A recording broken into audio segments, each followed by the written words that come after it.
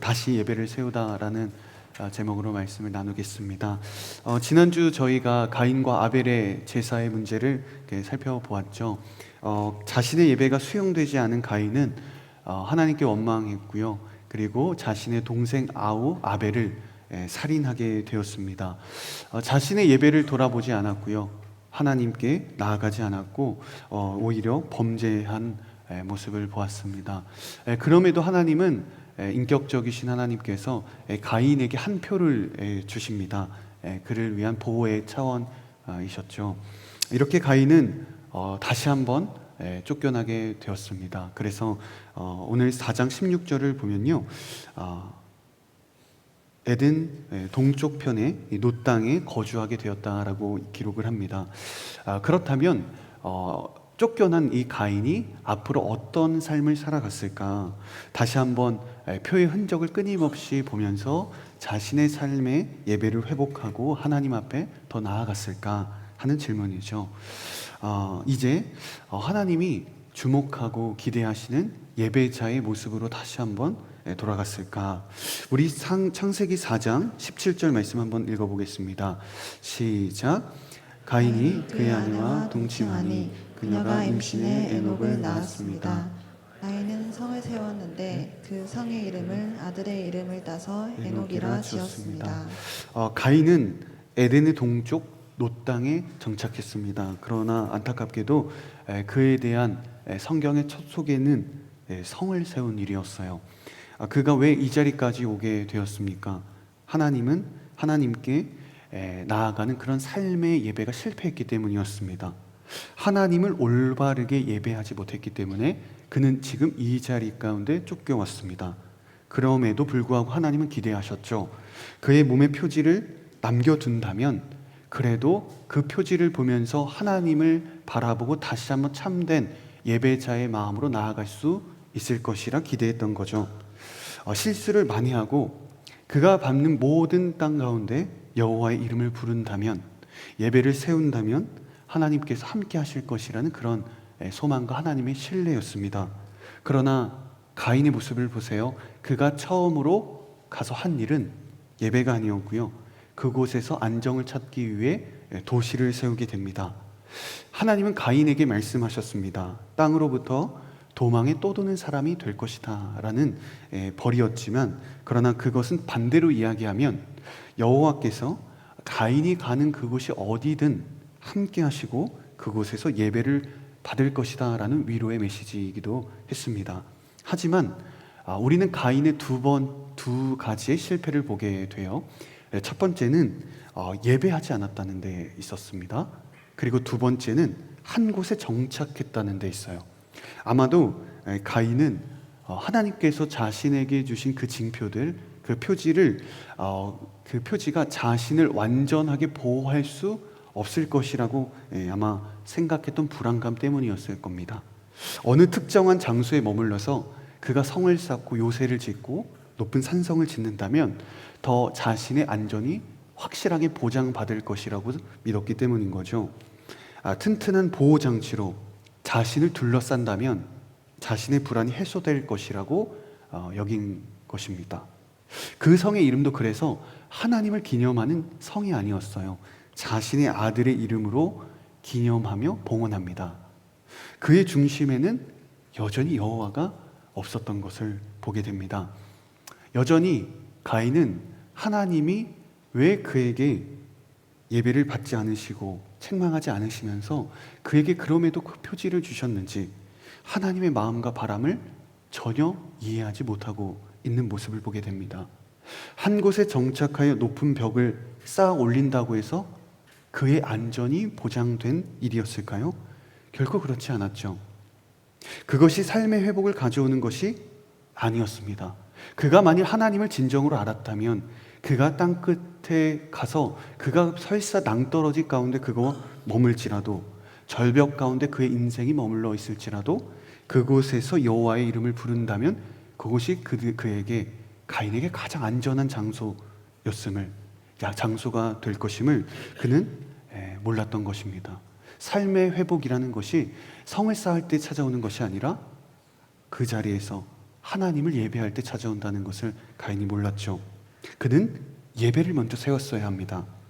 머물러 보호 장치를 구상하는 것이 아니라 그가 머물러 있는 그곳이 어떤 곳이더라도, 조건이 갖춰져 있지 않을지라도, 어떠한 상황과 환경 가운데 어려움 가운데 있었을지라도 그는 예배를 드렸어야 합니다. 여러분, 삶의 문제는 우리가 거대한 벽을 쌓고 우리의 삶의 안전장치를, 우리가 많은 것을 구상하고 설사 만리장성을 높게 쌓는다고 해서 해결되지 않습니다. 숨어서 회피한다고 나의 삶의 문제가 갑자기 해결되는 것도 아니라는 거죠.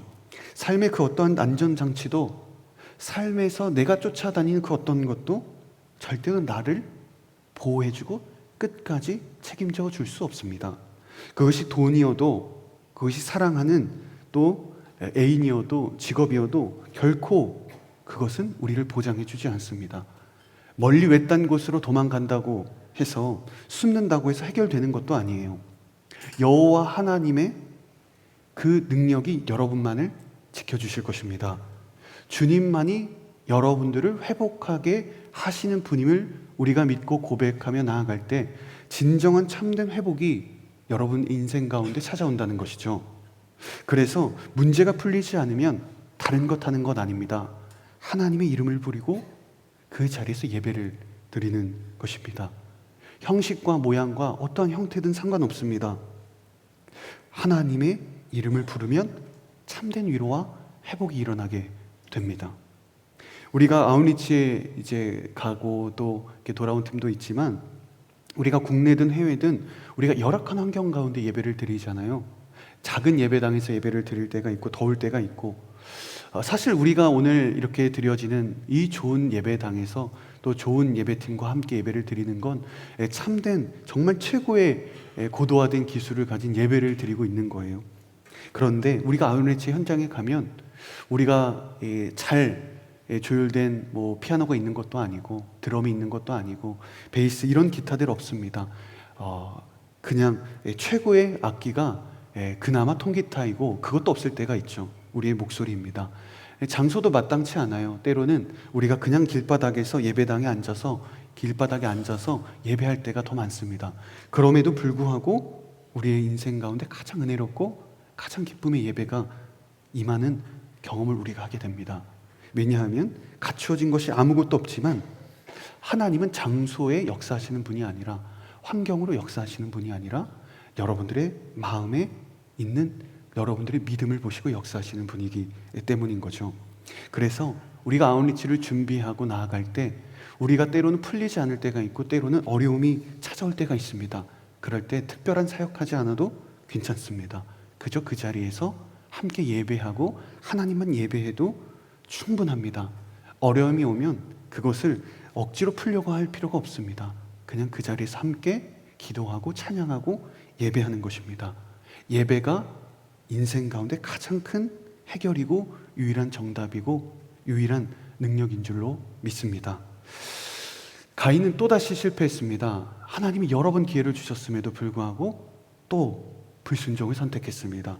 안타깝게도 가인의 이후의 족보를 보면, 후손들을 보면 죄의 역사라고 할 수 있어요. 그래서 가인의 후손들의 이 죄성을 적나라하게 드러내는데, 아이러니하게도 가인은 인류 역사의 최초의 살인자였습니다.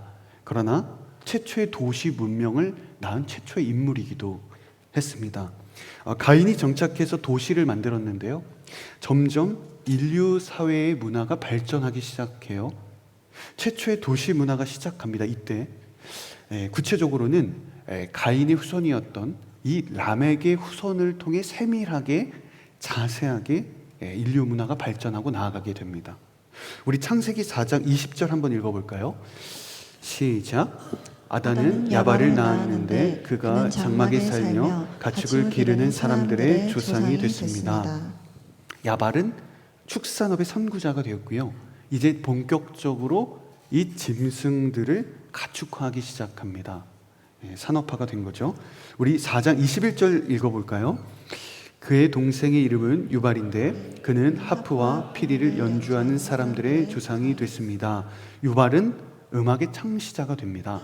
예술 문화의 선구자가 된 거죠. 계속 읽어봅니다. 22절입니다. 실라도 아들을 낳았는데 그의 이름은 두발 가인으로 청동과 철로 각종 도구를 만드는 사람이었습니다. 두발 가인의 누이 동생은 나아마였습니다. 두발 가인은 대장장이 선조가 되게 돼요. 정리를 하면 아다라는 사람은 생산업의 창시자가 되었고요. 유발은 예술 문화의 선구자가 되었고요. 그리고 두발 가인은 수공업의 조상이 되었던 거죠. 이렇게 도시 문명이 세워졌어요. 그리고 더 세밀하게 도시의 문화들이, 이 인류의 문화들이 더 발전하고 성장하게 됩니다. 그러면 과연 이렇게 문명과 문화가 놀랍도록 발전하고 세밀화되는 이 과정 속에서 인간의 삶은 더 윤택해지고 더 풍요롭고 더 행복해진 삶을 살아갔는가라는 질문인 거죠. 우리 오늘 본문 23절, 24절 읽어보겠습니다. 시작. 라멕이 자기 아내들에게 말했습니다. 아다여 실라여 내 말을 들어라. 라멕의 아내들이여 내 말에 귀를 기울여라.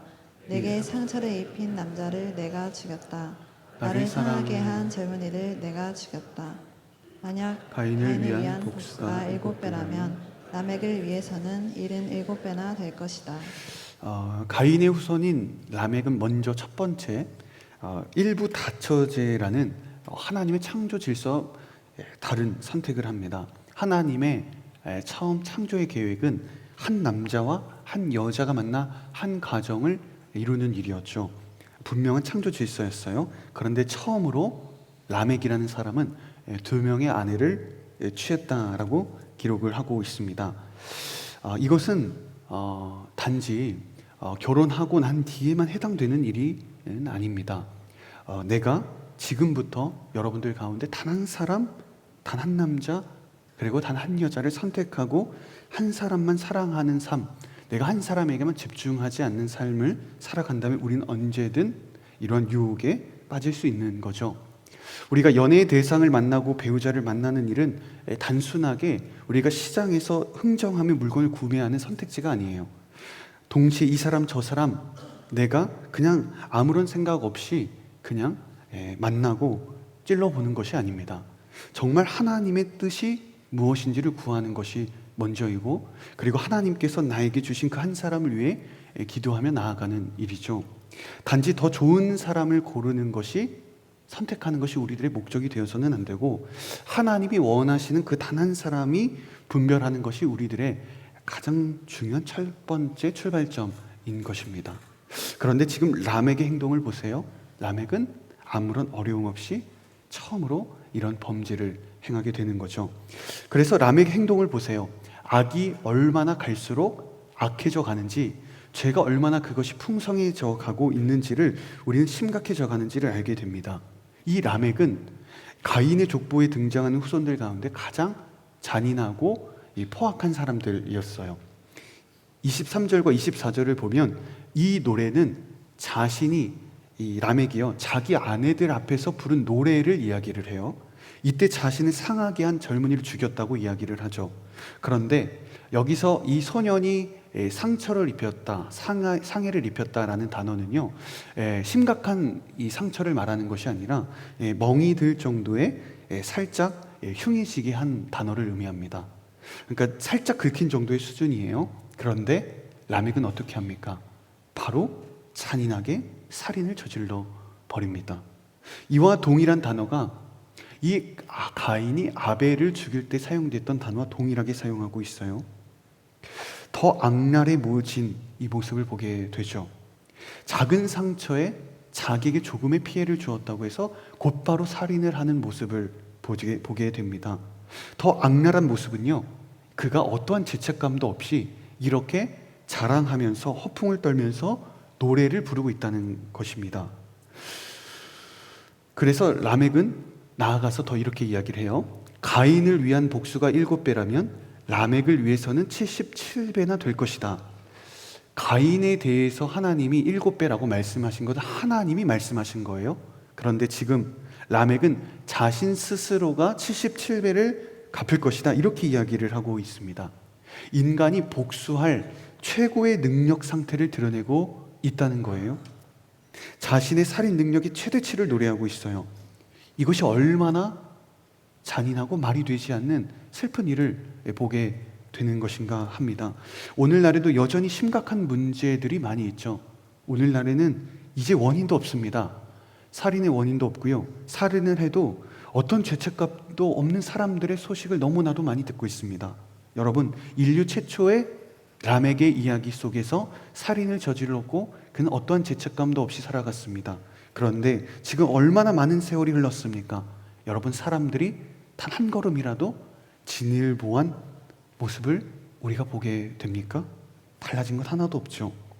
인간은 그때나 지금이나 바뀌지 않는 여전하게 죄인으로서의 죄성은 하나도 극복되지 않은 상태 가운데 우리가 살아가고 있습니다. 성경은 그래서 정확하게 가르쳐주고 있습니다.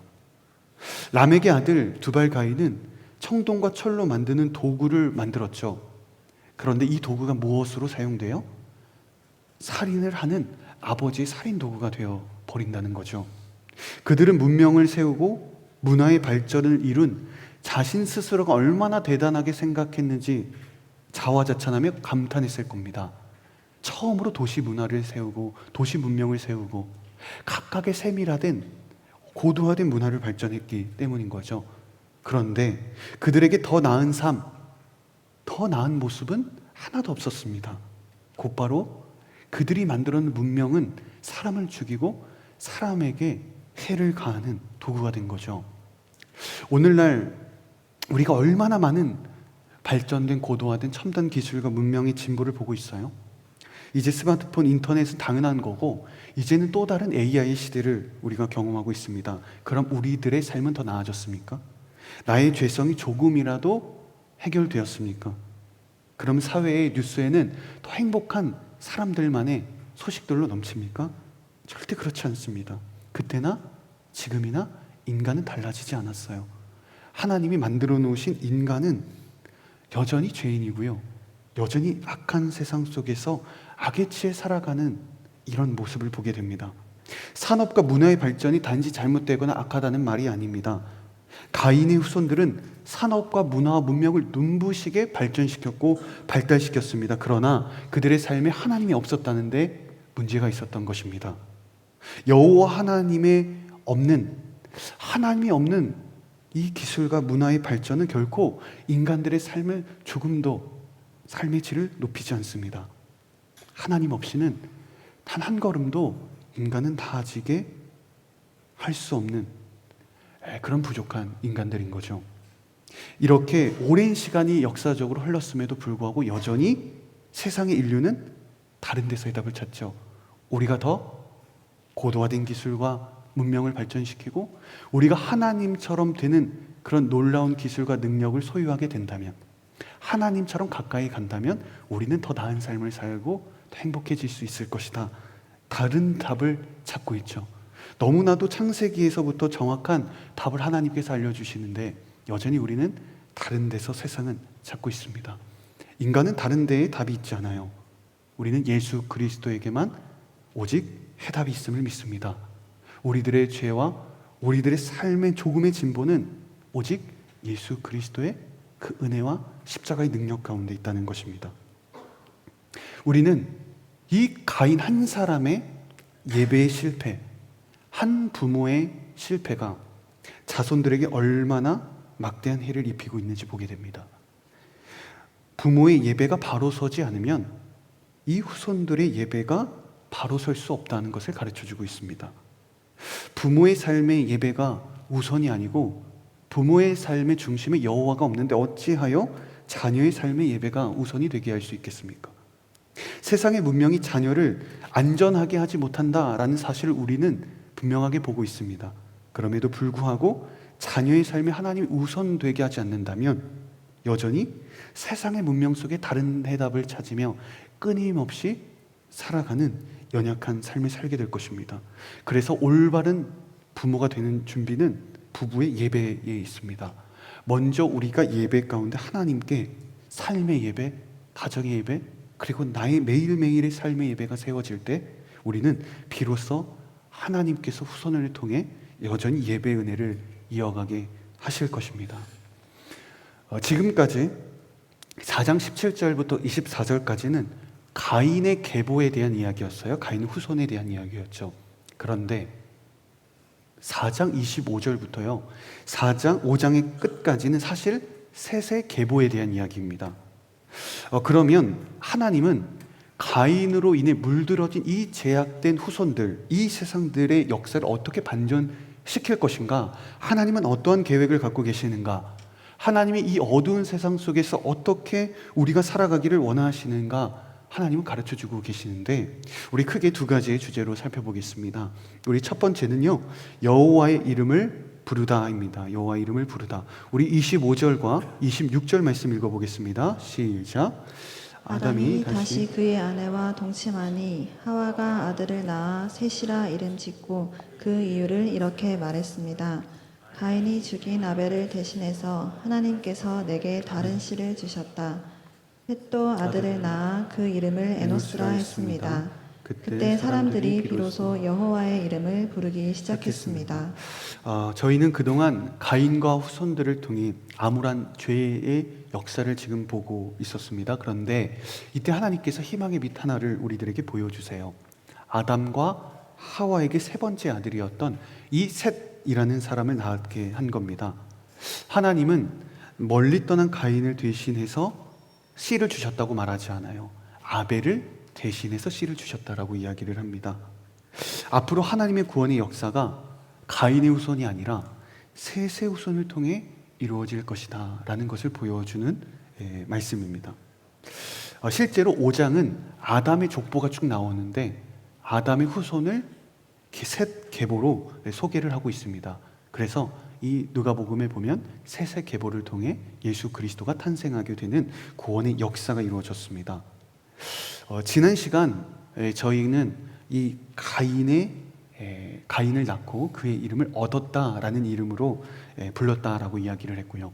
아벨은 허무, 공허에 대한 이름을 갖고 있다고 했습니다. 가인에게, 첫째 아들 가인에게는 엄청난 기대와 관심이 있었지만 아벨에게는 별다른 애정이 없었죠. 그런데 지금 결과를 보세요.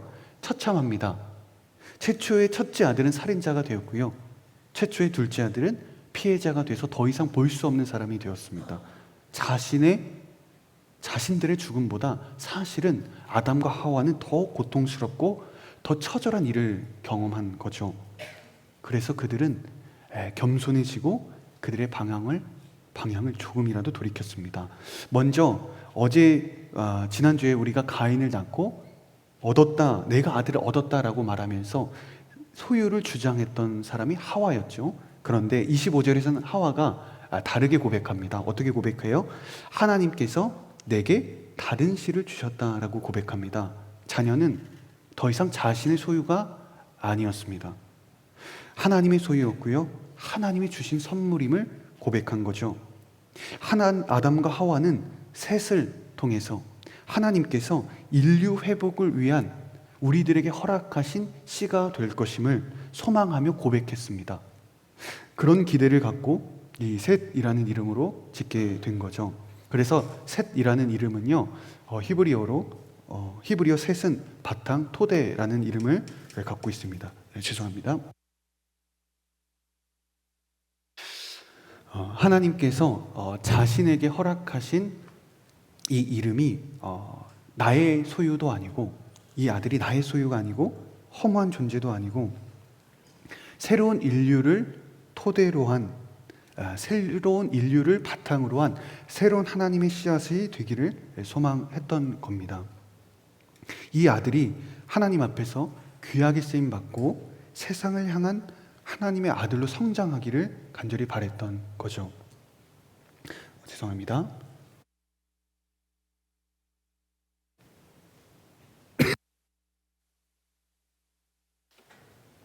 그러한 기대와 소망으로 태어난 셋도 마찬가지로 자신의 자녀를 이 올바른 신앙으로 키우게 됩니다. 그 아들의 이름이 뭐였어요? 에노스였습니다.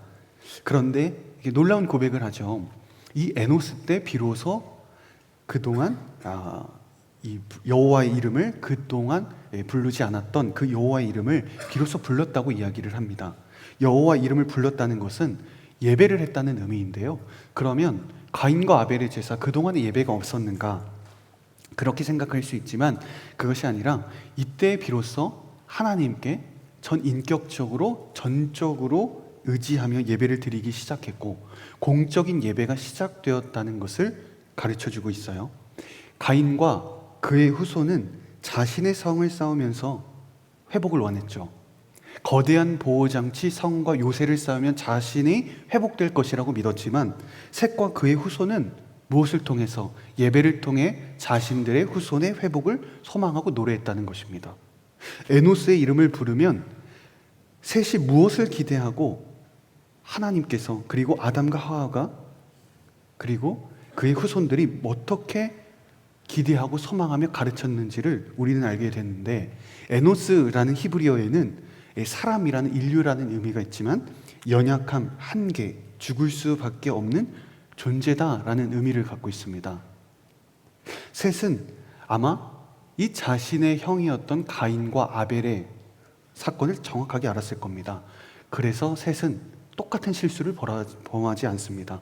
인간은 연약하고 부족하고 죽을 수밖에 없는 존재임을 자신의 아들에게 끊임없이 처음부터 깨닫게 한 것입니다. 사람은 연약할 수밖에 없고 사람은 한계 속에서 죽음을 맞이할 수밖에 없다.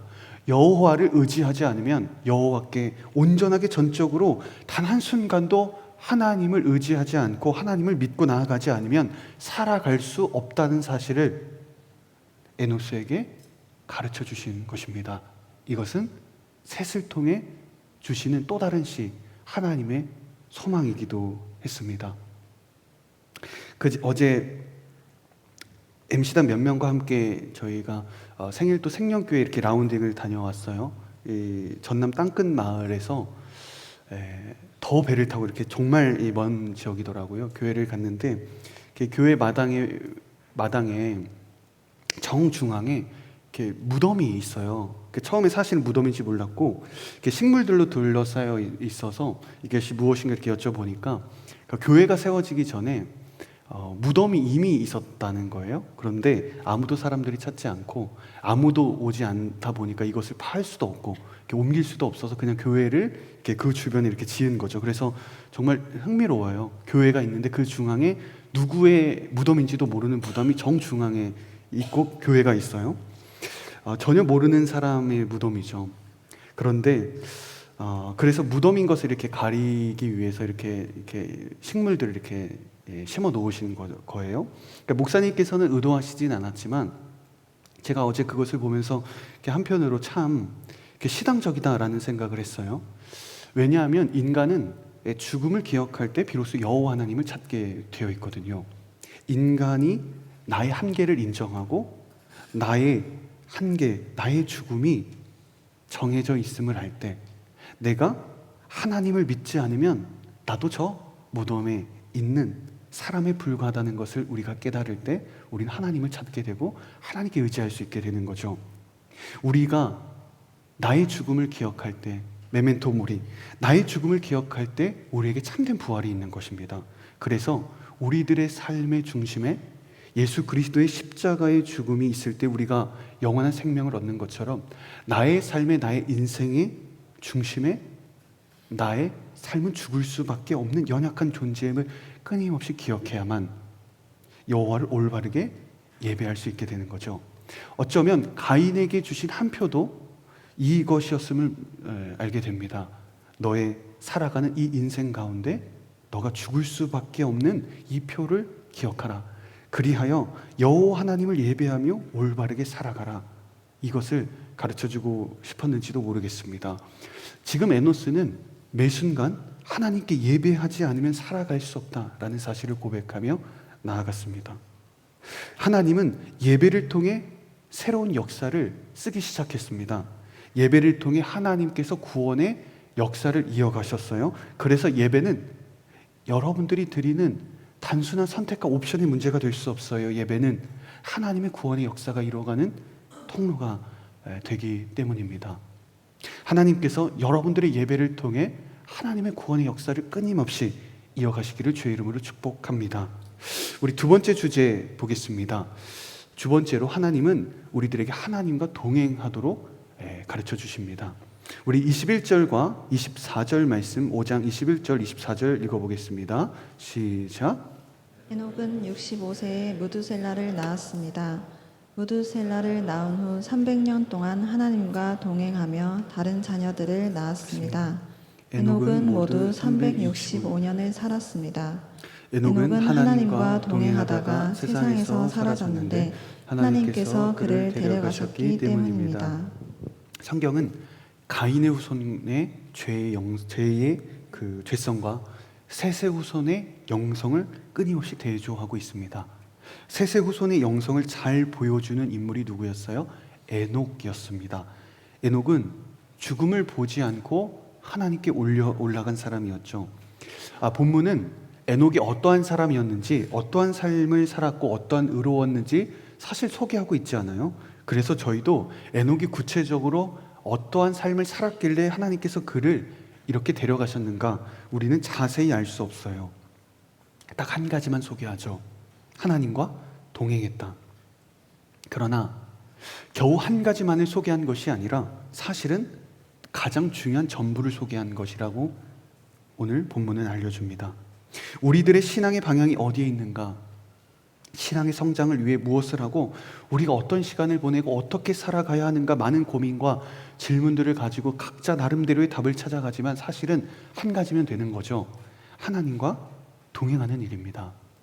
에녹은 하나님과 특별한 관계와 특별한 교제를 누리며 살아갔죠.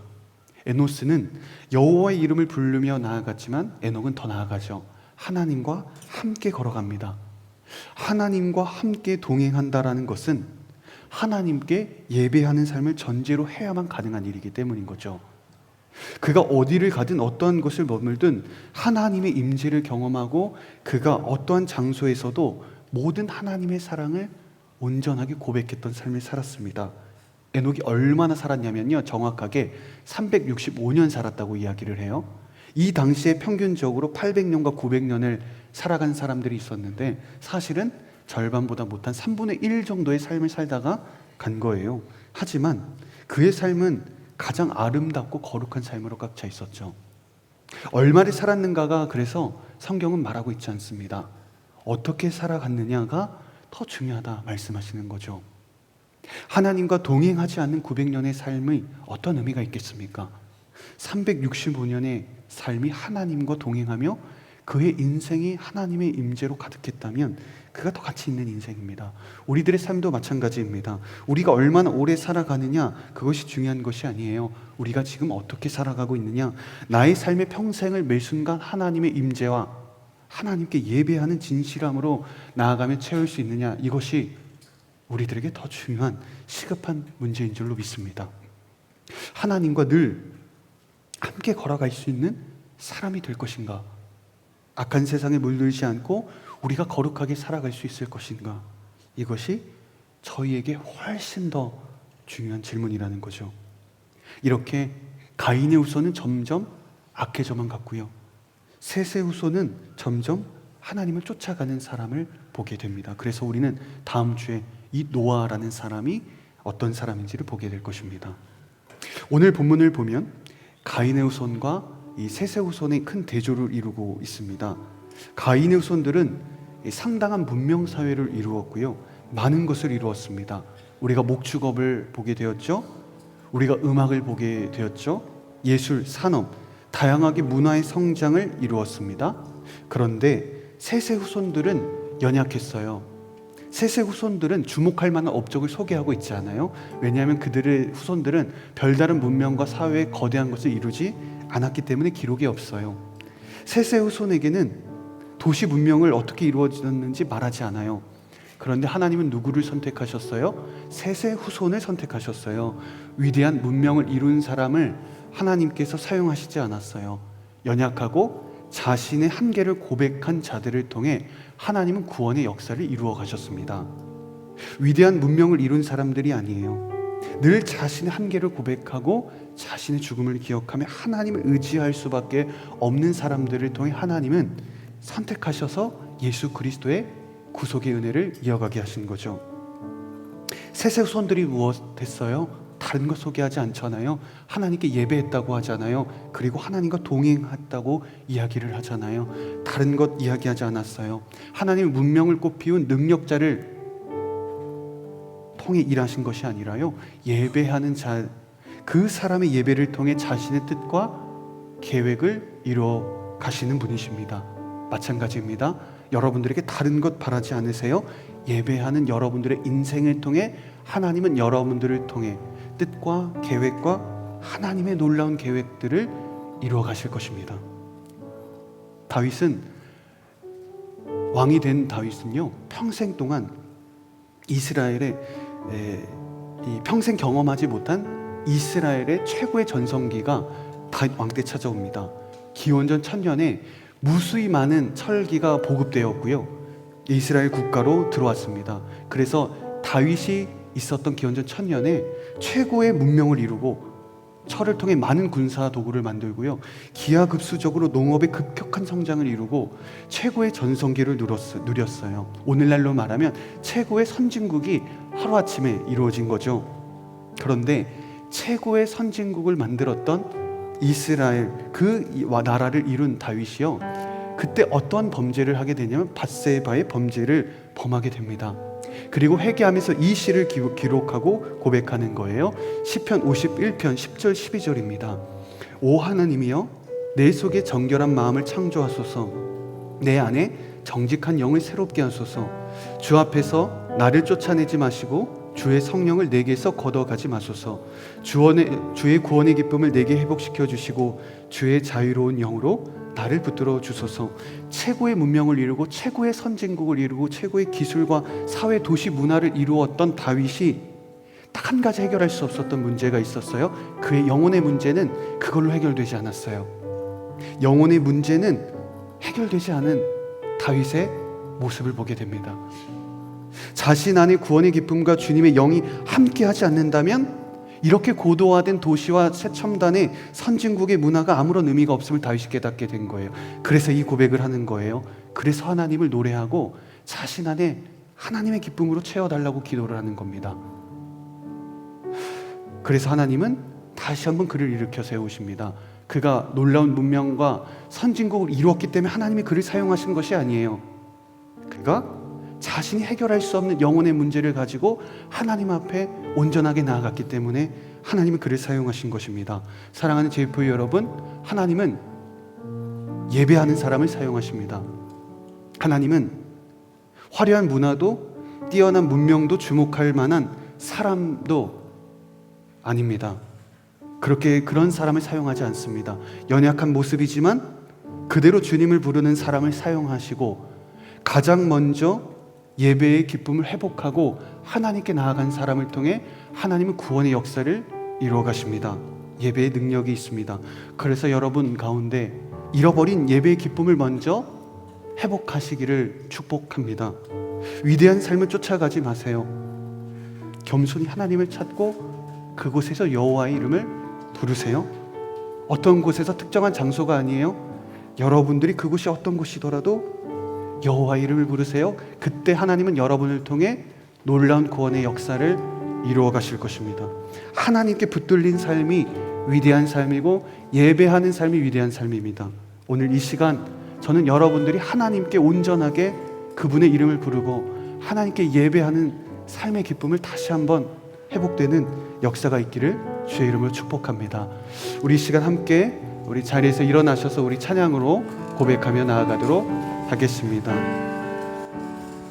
모습 이대로 사랑하시네, 연약함 그대로 사랑하시네. 나의 모든 발걸음 주가 하시나니 날 인도하소서. 내 모습 이대로 사랑하시네, 연약함 그대로 사랑하시네. 나의 모습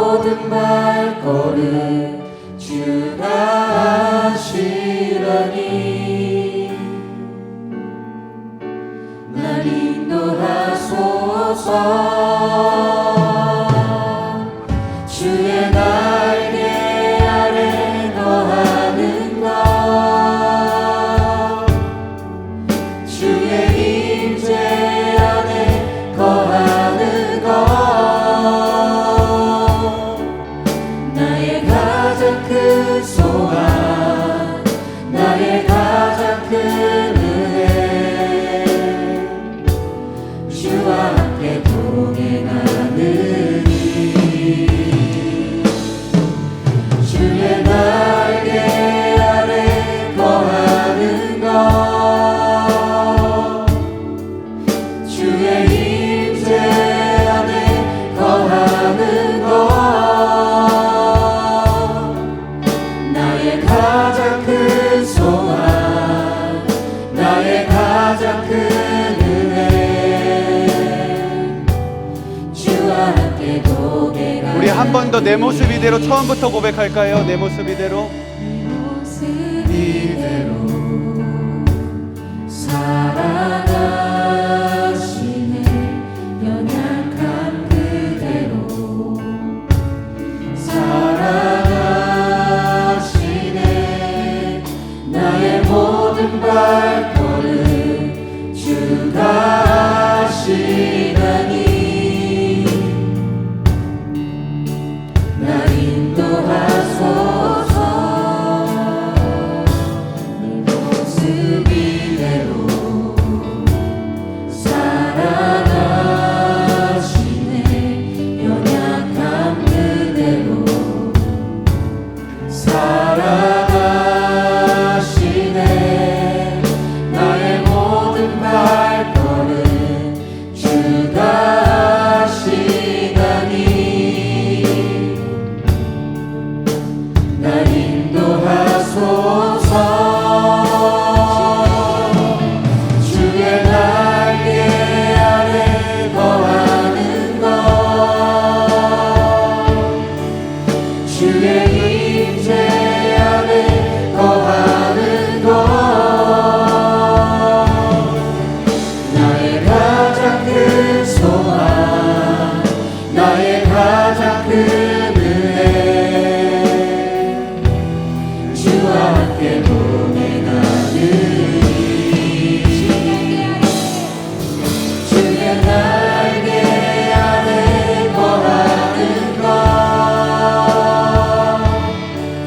주의 임재 안에 거하는 것 나의 가장 큰 소망 나의 가장 큰 은혜 주와 함께 동행하느니 우리 시간 함께 기도하며 나아가기를 원합니다. 사랑하는 여러분, 가인은 그가 도망했을 때 높은 성을 쌓고 자신의 보호를 위해서 놀라운 문명과 문화를 이루었습니다.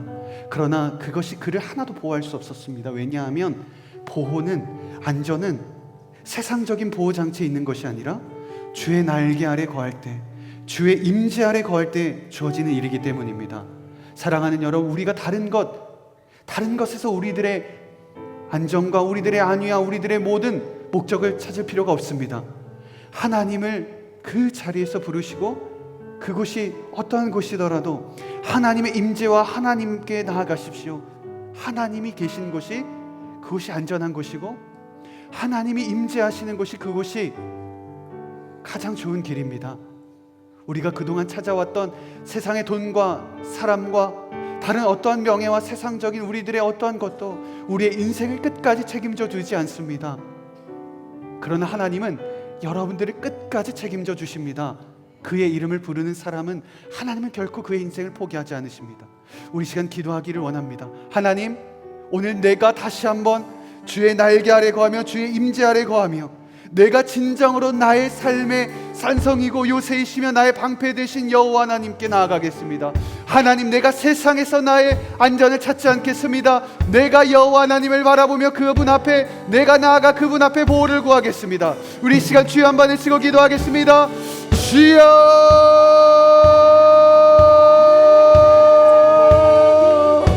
아버지 하나님, 오늘 우리가 인도하여 주실 것을 믿고 간절하게 나아가기를 원합니다. 인도하여 주시옵소서. 아버지 하나님, 우리가 다른 것 가운데 우리가 나아갈 수 있도록 인도하시는 것이 아니라 인도할 것입니다.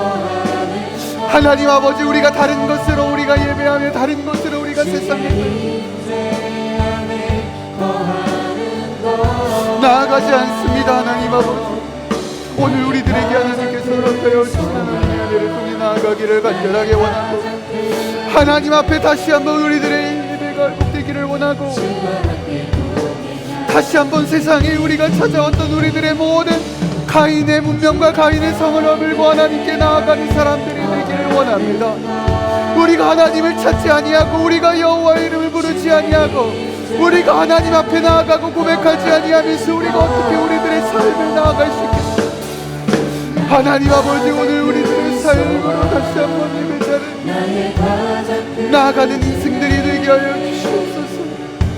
아버지, 다시 한번 우리가 하나님의 모습에 연약한 모습 그대로 나아가는 사람들이 되게 하시고, 우리가 다시 한번 하나님의 은혜로 무너진 우리들의 삶의 장막이 회복되어지게 하시고, 다시 한번 우리들의 모든 인생 가운데 하나님께서 나아가시고, 하나님의 놀라우신 보호하심과 자비하심과 하나님의 뜻 가운데 나아가는 하나님의 삶이 되기를 간절하게 소망합니다. 하나님 아버지, 우리들의 무엇을 예배를 하며, 우리가 무엇을 찾으며, 우리가 무엇을 고백하며, 하나님 아버지, 우리들의 어떠한 것도 아버지 하나님께서 우리들의 모든 것도 우리들의 보호할 수 없습니다. 아버지 도와요. 아버지 하나님, 우리들의 나아가는 하나님 아버지,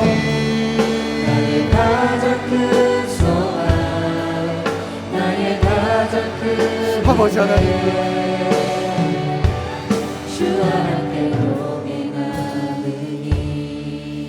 사랑하는 여러분, 하나님은 가인의 후손을 구원의 역사로 선택하지 않으셨고 셋의 후손을 통해 하나님의 역사를 이루었습니다. 가인은 놀라운 문명을 발전했고 능력이 있었습니다. 기술과 문화 모든 것들을 갖추었습니다. 그러나 하나님은 연약한 셋을 통해, 후손을 통해 하나님은 그의 역사를 이루어 가셨습니다. 연약했지만 그들은 하나님을 예배하며 하나님과 동행했기 때문입니다. 사랑하는 여러분, 다른 것 능력 있지 않습니다. 예배와 하나님과 동행하는 것이 능력이고 우리의 삶의 해결이고, 하나님은 그때 여러분들을 주목하시며 그때 하나님께서 여러분들의 놀라운 일을 이루어 가실 것입니다. 연약하고 늘 자신의 한계를 고백하지만 하나님께 나아가는 사람들을 하나님께서 사용하실 것이고 그들의 예배를 받아 주실 것입니다. 다윗도 그 어떠한 선지기 문명과 그 어떠한 삶의 선진국도 그를 만족할 수 없었고 그의 영혼의 문제를 해결할 수 없었습니다. 오직 그 안에 계신 여호와의 구원의 기쁨, 그의 안에 계신 성령의 영이 그와 함께 했을 때 그가 진정한 참된 기쁨과 은혜를 고백했습니다. 이 세상의 문명과 그 어떠한 문화와 우리가 이루어가는 어떠한 스펙도 우리가 하나님 앞에 나아갈 수 없는 부족한 것입니다. 우리는 예배하며 그곳이 어떠한 자리에 있을지라도 여호와의 이름을 부르는 것입니다. 여호와의 이름을 부를 때 하나님께서 여러분과 함께 하실 것입니다. 여호와의 이름을 부르며 그 자리에 나아갈 때 하나님께서는 여러분들 통해 일하실 것입니다. 그것이 어떠한 땅이든 간에, 그것이 얼마나 절박하고 척박한 땅이든 간에 여러분들이 그곳에 여호와의 이름을 부르며 예배를 세울 때 하나님은 그것을 가장 비옥한 토양으로 바꾸실 것입니다. 오늘 우리가 다른 것 구하지 않습니다. 여호와 하나님, 내가 그분의 이름을 평생 예배하며 이름을 부르며 살아가겠습니다. 내가 평생 하나님과 동행하겠습니다. 이것이 나의 삶의 유일한 목적이자 나의 삶의 전부가 되게 하여 주시옵소서. 우리 시간 주여 한번 외치고 우리의 삶을 고백하며 기도하며 나아가겠습니다. 주여 하나님 아버지, 오늘 우리들의 삶을 다시 한번 고백하며 나아가기를, 부족한 연약함에도 나아가기를 원합니다. 아버지 도와주시고 오늘 우리들의 삶에서 우리가 무엇을 향해 살아가고 나아갈까? 우리들의 연약한 한계에 고백을 할 수밖에 없습니다. 연약한 하나님을 통하여 나아갈 수밖에 없습니다. 아버지의 부족한 존재임을 고백하며 나아가기를 간절하게 원합니다. 하나님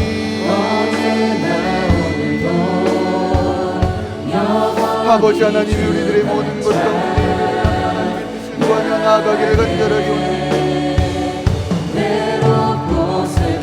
아버지 인도하여 주시고 아버지 하나님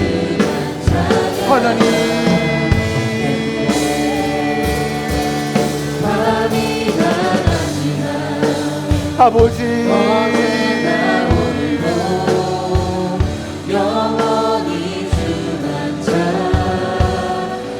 아버지 하나님 아버지 하나님의 여호와의 이름을 부르며 아버지 하나님의 하나님을 고백하며 간절하게 원합니다. 하나님 아버지 우리들의 모든 고백을 통하여 나아갈 수 있도록 인도하여 주시고 아버지 하나님의 놀라우신 그 은혜를 영원히 주시고 하나님 아버지 하나님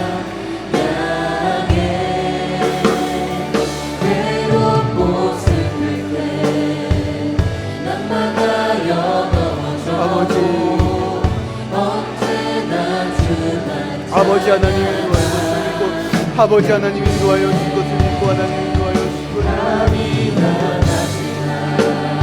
하나님 아버지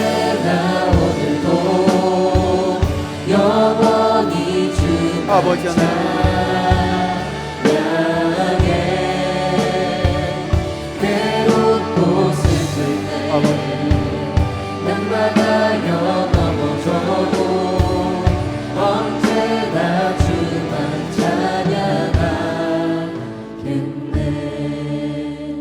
세상은 끊임없이 발전된 문명과 문화와 세상 속에서 우리들에게 세상의 기준을 요구하며 그것이 능력이고 그것이 스펙이고 그것이 우리들의 인생을 바꿀 거라고 말합니다.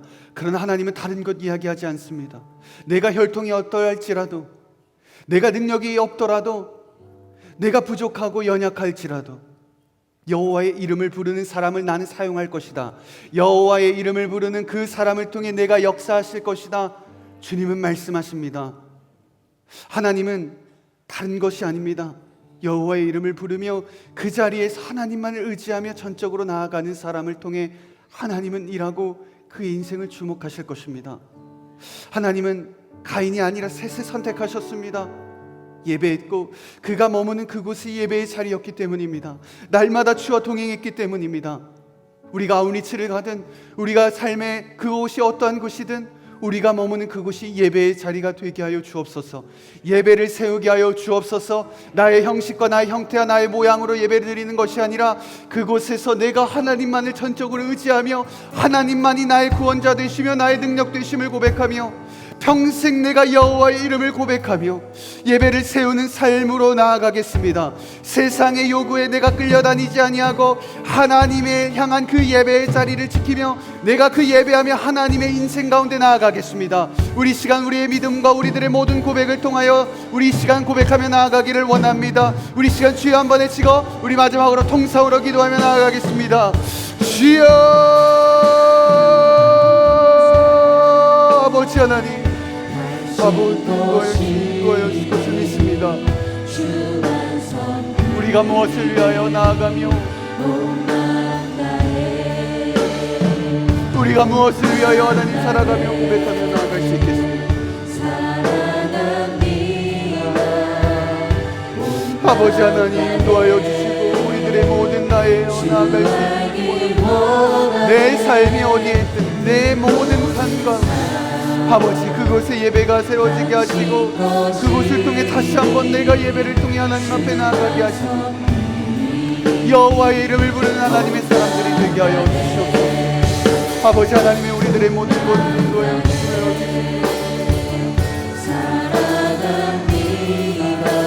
아버지 하나님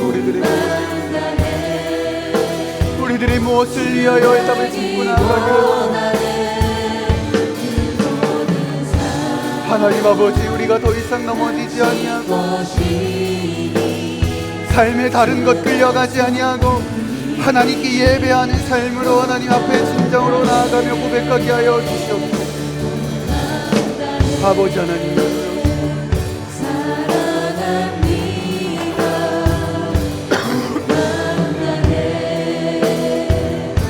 주 하나님 아버지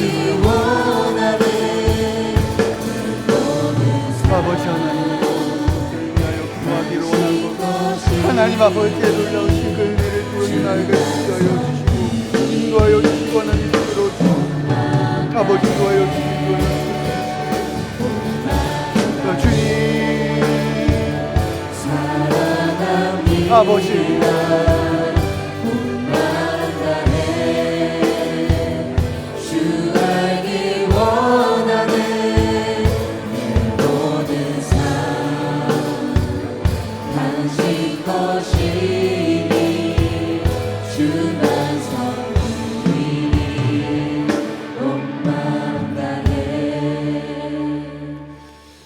하나님 아버지